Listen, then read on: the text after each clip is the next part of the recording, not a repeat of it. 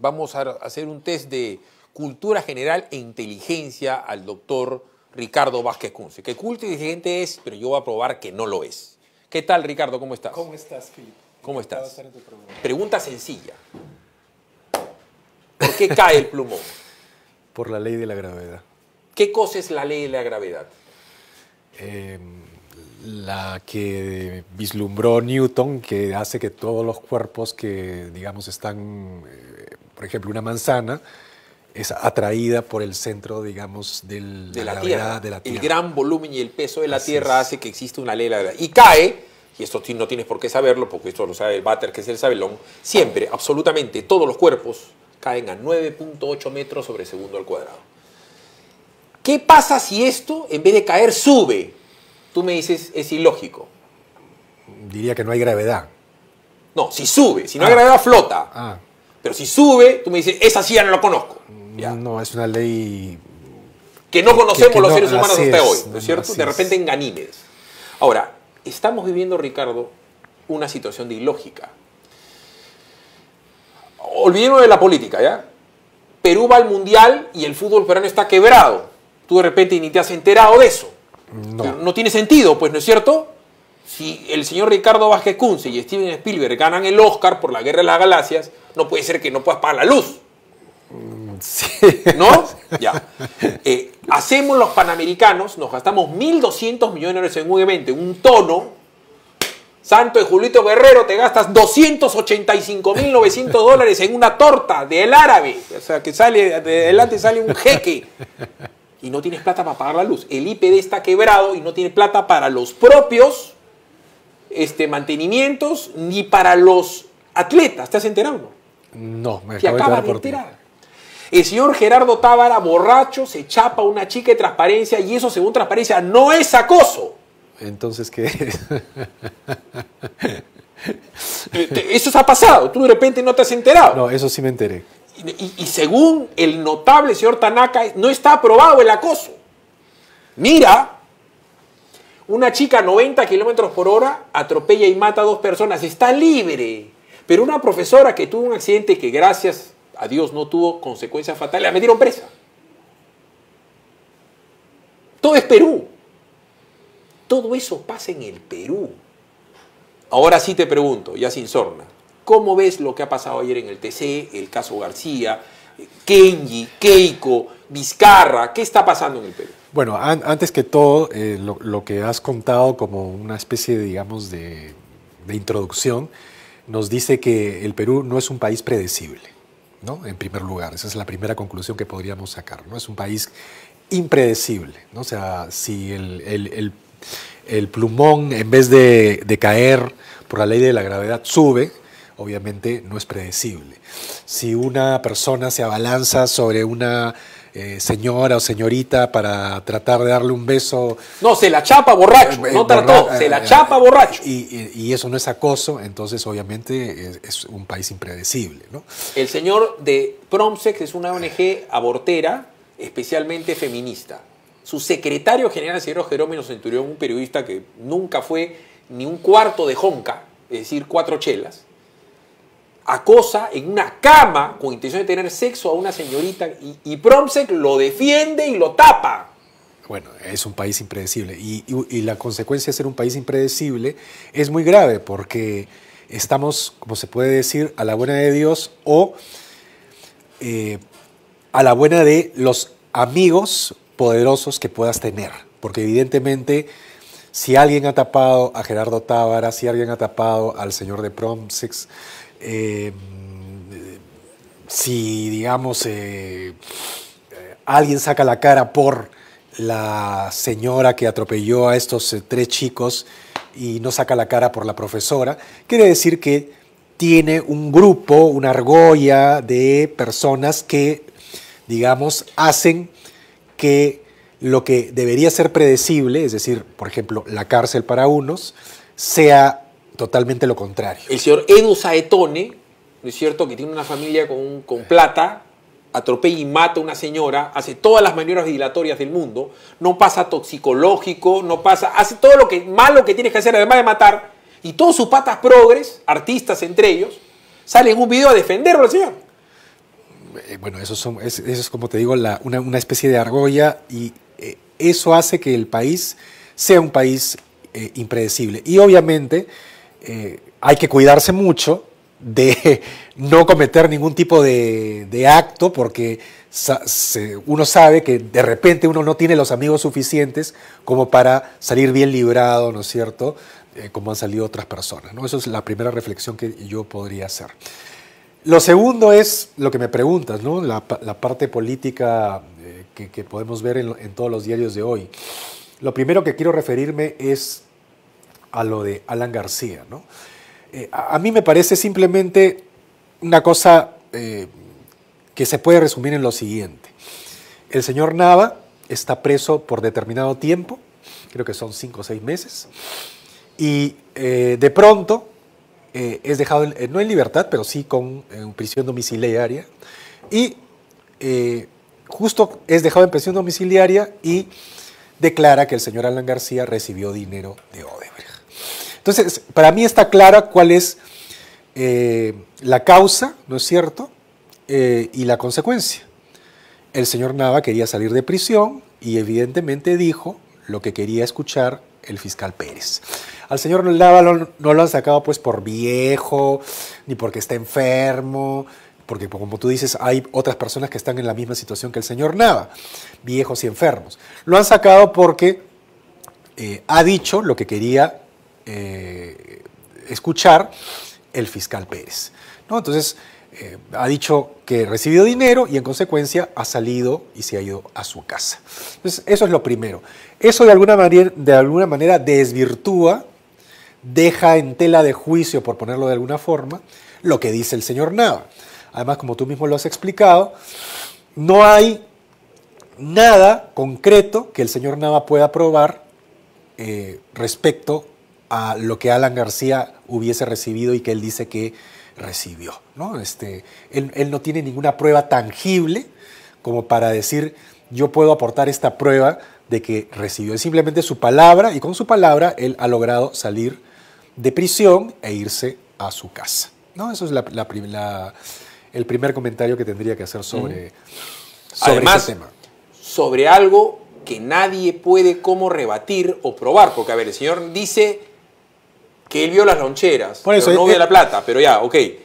También dice que vio un maletín Okay. y que Barata le había dicho que no había necesidad de abrirlo porque Alan García sabía la combinación. Claro, ok, es todo muy fabulado, muy detallado, pero pregunto yo, entonces, si eso lo va a corroborar Barata quiere decir que todo este tiempo, hasta el día de hoy, ha estado encubriendo a García. Es.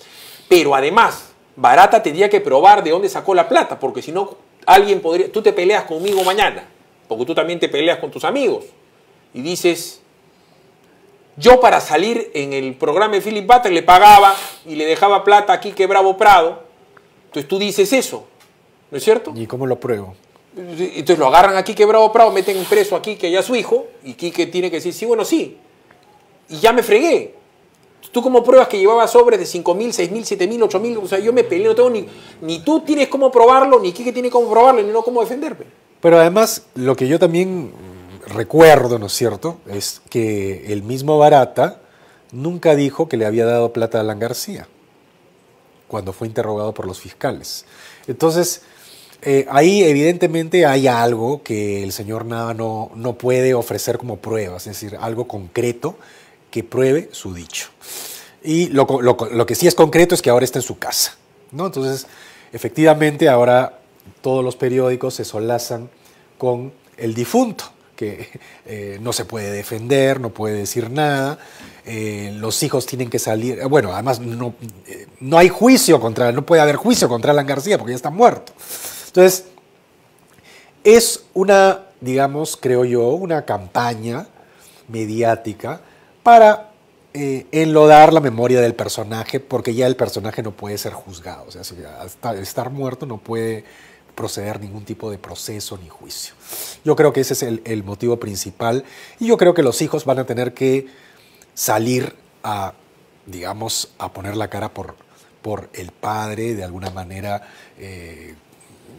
tratando de desvirtuar lo que dice, pues nada, ¿no? El problema va más allá de Alan García, porque el común de la gente cree que es culpable, que es un sinvergüenza, o así que lo odian. Ok, yo voy más allá.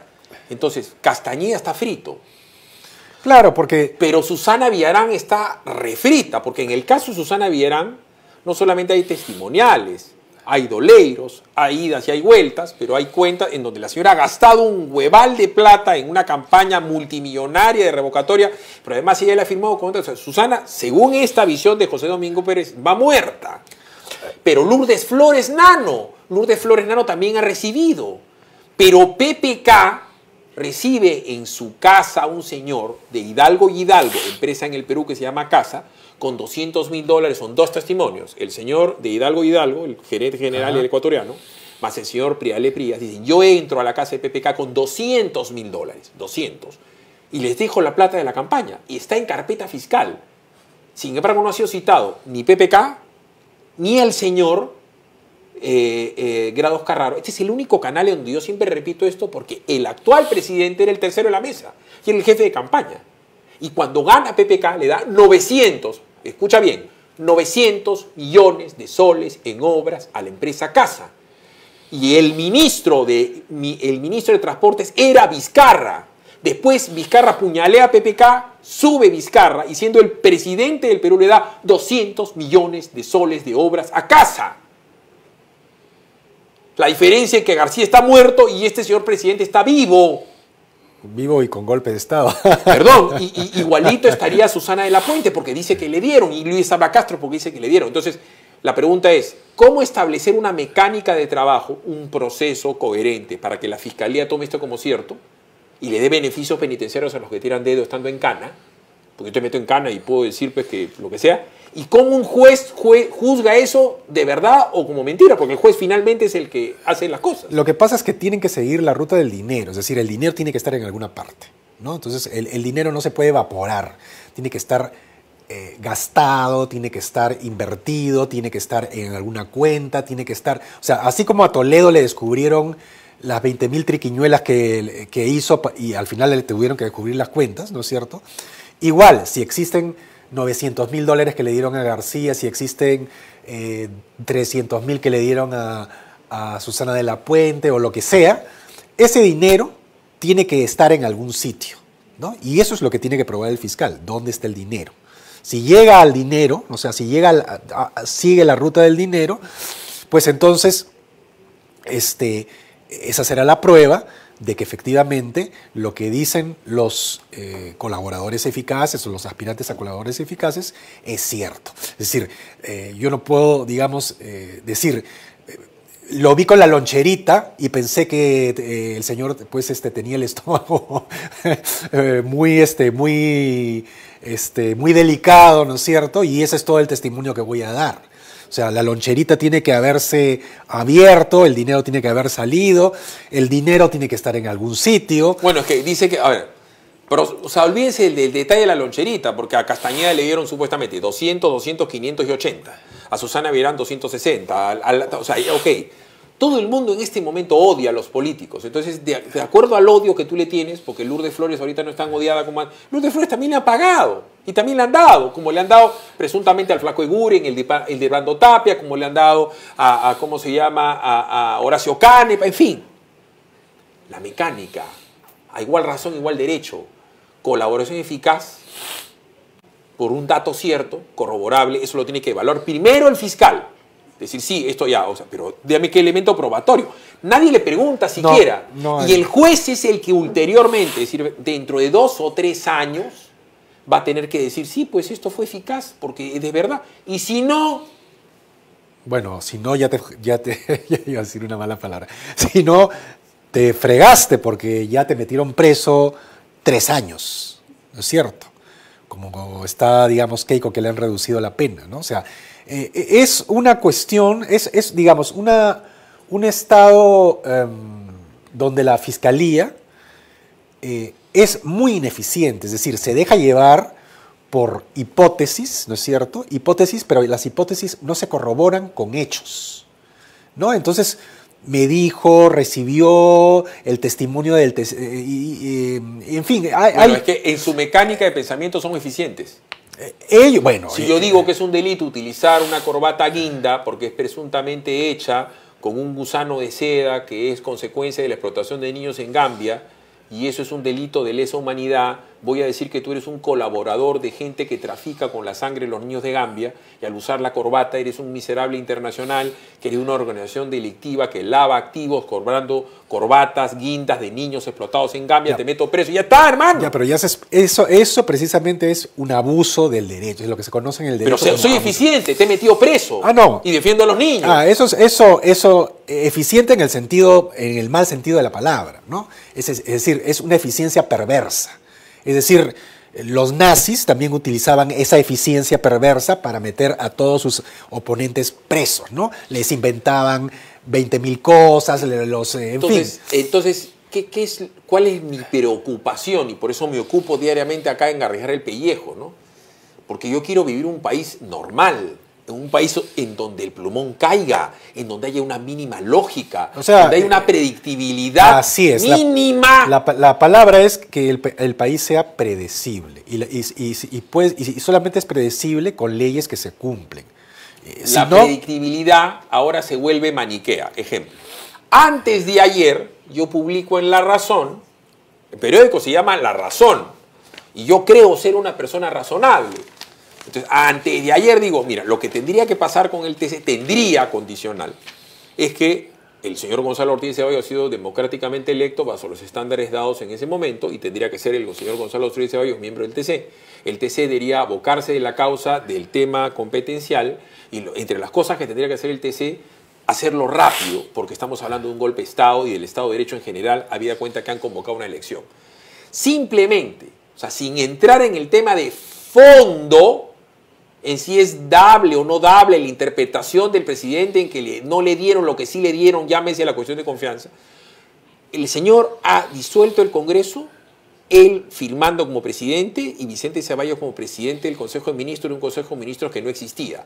No hay un acta en donde ellos puedan decir hay consejos, porque no habían consejos. Solamente por eso, sin ir más allá, sin ser jurisconsulto, chamán en derecho, ni Blume Fortini, y todos estos popes, solamente por eso ese acto jurídico es nulo. Irá a revertir el Congreso a su función. Es decir, todo el pleno del Congreso mañana. Eso lo debería hacer. Antes de ayer digo, eso no va a pasar. Me la juego con el TC, no va a pasar nadie, a Gonzalo Ortiz de Ceballos le van a dar largonas. Y eso es lo que ha pasado. Te pregunto entonces por Ortiz de Ceballos, por el TC y la bronca entre el señor Olaichea y el señor Vizcarra. Bueno, mira, lo que pasó ayer con el TC es algo además que, a ver, el TC desde hace varios días, o sea, el golpe de Estado se produjo el 30 de septiembre. Desde el 30 de septiembre hasta la fecha, el TC no se ha querido pronunciar sobre el tema. Ha sido obligado por las circunstancias a pronunciarse sobre el tema. Cuando el primer interesado en pronunciarse sobre un golpe de Estado o sobre un presunto golpe de Estado es el Tribunal Constitucional. Entonces, ha tenido que estar la Comisión de Venecia y decir, bueno, que se pronuncie el TC. Ya cuando ya la Comisión de Venecia ha dicho que se pronuncie el TC desde Italia, es que el TC ha recién, digamos, tomado cartas en el asunto. Cuando llamaron a la Comisión de Venecia, Gino Costa decía, ¿para qué la llaman? Una vez que la llaman y la escuchan, en 30 días de debate y en carpeta como corresponde, el pedido del presidente, que era de saque inconstitucional, porque él no puede pedir el cambio de la Constitución alargando o cortando su mandato. Ahí Gino Costa dice, pero hemos debido seguir debatiendo lo del TC.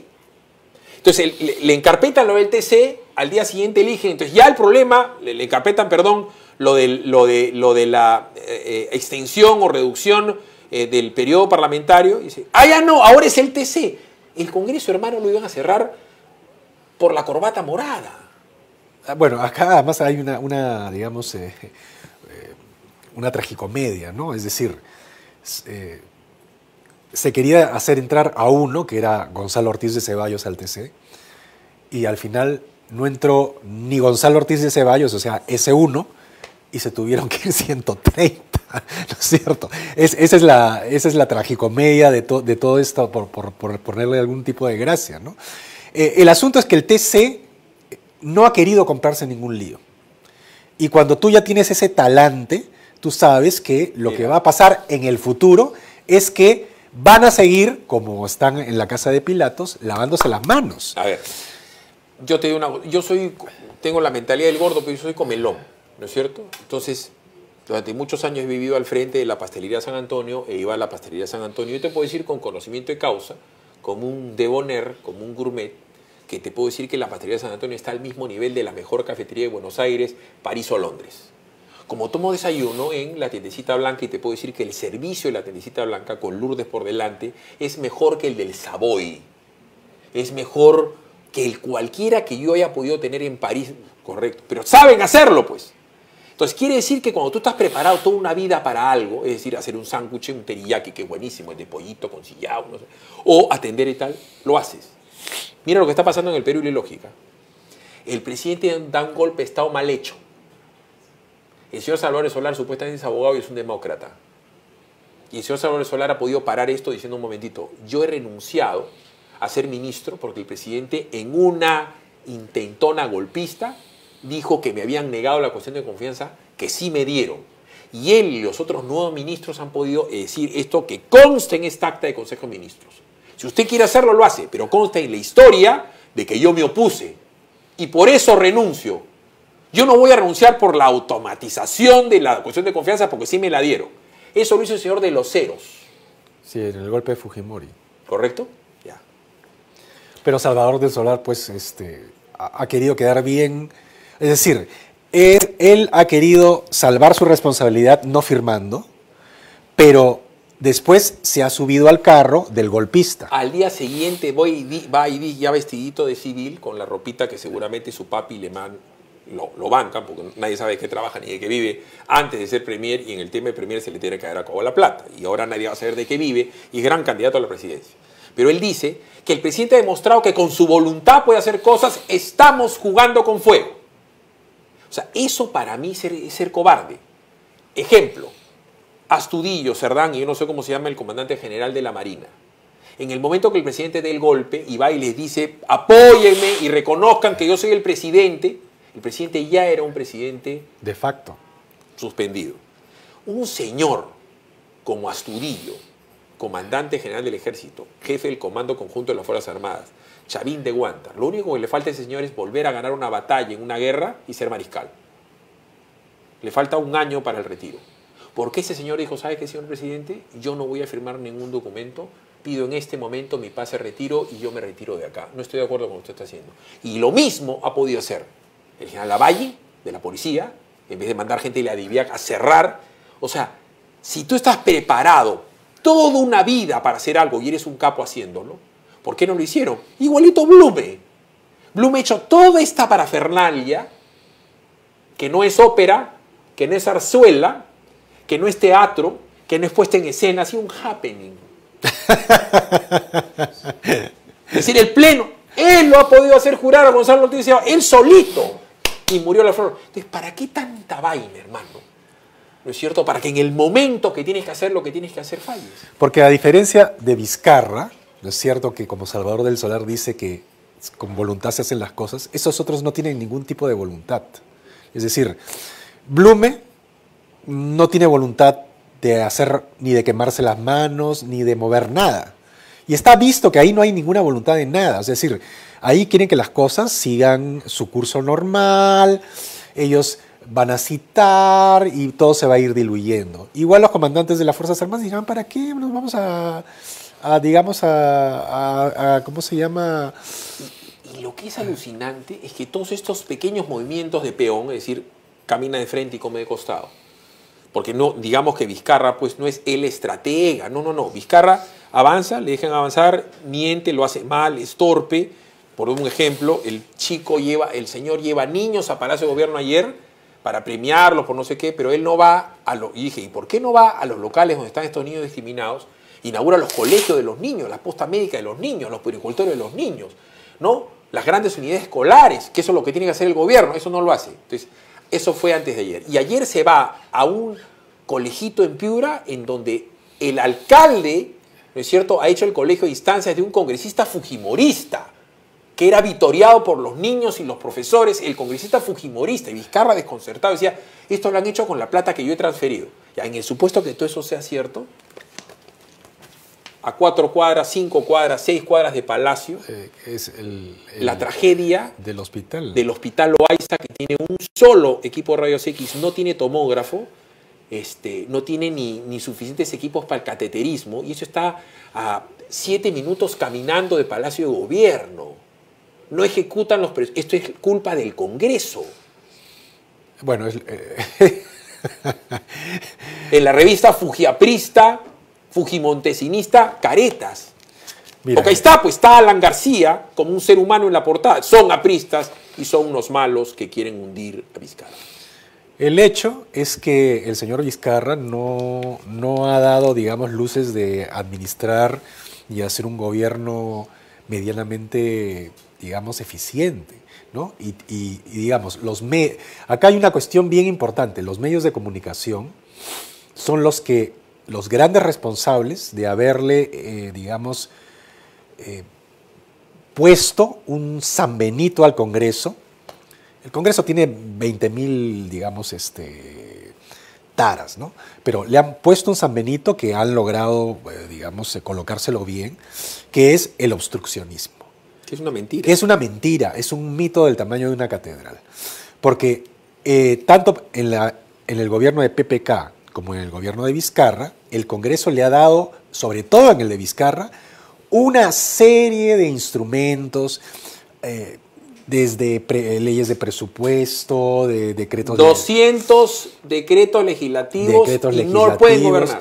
Y no solamente eso, sino que además de eso, cuando Vizcarra ha hecho cuestión de confianza o cuando Vizcarra ha pedido que, digamos, hacer reformas constitucionales, el Congreso, en vez de, digamos, hacerle el paralé, que es lo que yo considero que debió haber hecho desde el principio, le ha dado todo. Le ha modificado una coma, 2 puntos, pero le ha dado todo lo que ha querido. En lo único que han sido firmes y fuertes, y yo creo que tiene razón, es con el tema de ideología de género. Pero esta prensa prostituida no es capaz de hacer una pregunta ni repregunta. ¿Y quién comenzó con esto? El señor Cateriano, y de ahí, por supuesto, el señor Gino Costa y todo el rojerío peruano hablaron de obstruccionismo. Y claro, la prensa no pregunta ni repregunta y se calla, y estos señores viven ahí. Tú trabajas en el Congreso, ¿cierto? Sí. Correcto. Presumo que en la cafetería puedes deber plata, ¿no es cierto? O en la esquina del Congreso puedes deberle al señor que vende los periódicos, ¿cierto? Trato de no deber. Correcto. ¿Tú cuántas veces me has visto a mí en el Congreso en los últimos 2 años? Nunca. ¿Tú crees que yo puedo deber plata en la cafetería? No creo, porque si no voy, no. ¿Tú crees que yo le puedo deber plata al kiosquero de la esquina? Tampoco. ¿O al chico que lava los limpia los zapatos en la puerta del Congreso? No creo. Entonces, ¿cómo Cateriano y Gino Costa deben plata en Canal N, en la cafetería? No le pagan al pata que limpia el carro en América Televisión, hermano. Gino Costa le debe plata. O sea, Cateriano no paga los periódicos que compra en la esquina de Canal 7. O sea, esto es una vergüenza. No lo hizo ni Montesino. Yo estoy hablando con un amigo mío montesinista, que lo perdió todo por hacer esa barbaridad. Todo, ¿ah?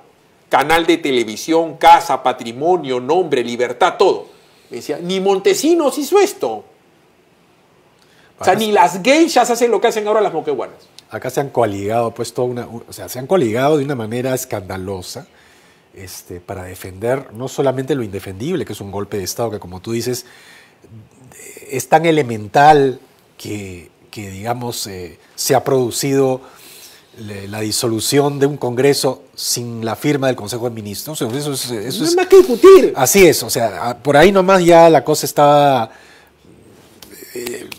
el precedente es que el próximo presidente, o sea, Philip Butters presidente, no le gusta a Quique Bravo Prado de Premier, le dice, ¿sabes qué? Ahí nomás quedaste, ¿ya? Así Quique no renuncie,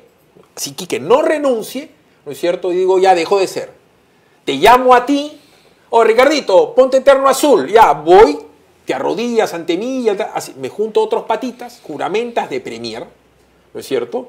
Y yo digo, ¿sabes qué, compadrito? No me gusta el tratado, el TC con Chile. Firmo un papel y digo, ¿sabes qué? En suspenso, no va más el Tratado de Libre Comercio con Chile. Pero para hacer eso, yo lo que necesito, pues, hermano, es que eliminar la Constitución de que el tratado es vinculante. ¿Qué importa? Lo hago contigo, sin Consejo de Ministros. Ese precedente nefasto lo están poniendo de acá a todo el futuro del Perú. Que un presidente, con un gafitero como este señor Vicente Ceballos, ¿no es cierto?, hagan lo que se le dé la gana en un papel sin Consejo de Ministros. Los ministros han juramentado 2 días después. Y la renuncia de Salvador se ha hecho pública supuestamente 5 días después. Pero lo peor de todo es que haya gente que, digamos, sea medianamente informada, racional, etcétera, que lo avale. García Sayán, Alan Wagner. No, Alan Wagner no lo avaló. Alan Wagner dijo que lo vea el TC. Bueno, se lavó las manos, ¿no? Como buen diplomático. Pero una plétora de esta gente demócrata, constitucionalista, apegada a la ley, a los tratados internacionales, han considerado que estaba bien. Y además lo que dicen es, ya lo que hay que hacer es voltear la página. A lo hecho pecho. Claro, voltear la página, o sea, el hecho consumado, ¿no? Ya veremos cómo se arregla la situación, el tribunal se pronunciará, el Congreso carecía de legitimidad, después de todo el presidente ha convocado elecciones parlamentarias, como si eso, o sea, como si todos esos hechos que ellos están nombrando quitasen el hecho de facto de haber violado la Constitución. Ya, pero, a ver, acá estamos hablando en términos acriollados digo, ¿ah? Vine, vidi, vinci, vine, vi, vencí. ¿Correcto? Esa es la parte que todo el mundo escucha que dijo Julio César, pero para venir y vencer, cruzó el ring, ¿no es cierto? El Rubicón, léase. Entonces, él hizo todo un esfuerzo logístico, e hizo un puente y atacó a los bárbaros y les gana. Y llega un momento, en otro momento de su carrera, en donde ya había ganado y era el monstruo, y decía, alea yacta los hechos están consumados. Bueno, ahora nos hemos quedado con lo último nomás. Ya no cruzas el ring, no cruzas el Rubicón, no matas a los bárbaros, alea yacta Y ya está, pues, hermano, está porque está y no hay más nada. Como Celia Cruz manda acá. El caballazo, como se dice. ¿No es cierto? Básicamente es eso. Te tengo que robar unos minutos porque sé que tienes que ir al Congreso, que no deberías ir porque no existe.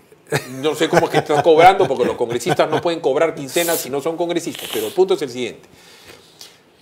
Voy a abusar. Vamos a decir que tú seas Ágata Vázquez Kunze o Ricardo Liz.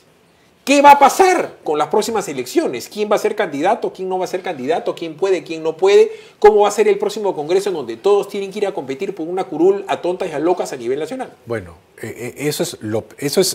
regresamos al principio de nuestra conversación. Un país impredecible. Porque supuestamente el 26 de enero son las elecciones, no falta nada y no se sabe absolutamente nada. Es decir, no se sabe quién va a participar, no se sabe si los que fueron disueltos pueden participar o no. Cuando se plantea esa hipótesis, se dice recién el jurado, si se presentan, el jurado recién se pronunciará en ese momento. Y entonces, tú te puedes imaginar qué clase de campaña electoral va a ser esa en tan corto tiempo, con unas reglas que nadie más o menos sabe cuáles son, y qué clase de gente va a llegar por año y medio. Por año y medio, ¿no? O sea, qué clase de gente va a querer ir en primer lugar y qué clase de gente va a llegar. O sea, literalmente es un caos. O sea, eso es una cosa que lamentablemente es la falta absoluta de predictibilidad del Correcto. país. Yo he probado tu ignorancia porque tú no sabías la otra ley, la que hace que el plumón vaya para... Y voy a volver a probar tu ignorancia. Según mi mamá, tú eres el periodista mejor vestido del Perú, medalla de plata, Baella. Yo soy un hipocampo de bronce con un diamante. De modas, ¿ah? Y te voy a agarrar en lo que supuestamente tú fuerte. ¿Cuál es son las 3 tiendas favoritas de García Sayán, de Alan Wagner, del señor Cateriano, de todas las geishas moqueguanas del Perú. Dame las 3 tiendas de ropa favorita de los señores. Te aseguro que no sabes. No, no sé. Desconozco. Es muy sencillo. J. Crew, porque son un grupo, son un grupito de gentita. ¿No es cierto? Number 2, Brooks Brothers, porque son brothers, pez hermano. ¿Y la tercera cuál es? Mira, bonus track, ¿cuál es la tercera? Ah, no sé. Banana Republic. Somos una república bananera, hermano. ¿Has visto? Un placer. Piacere. No Muchas sé para qué gracias. vas al Congreso, hermano. Pero en fin, ha sido muy amable. Gracias. Gracias por la invitación. Vámonos.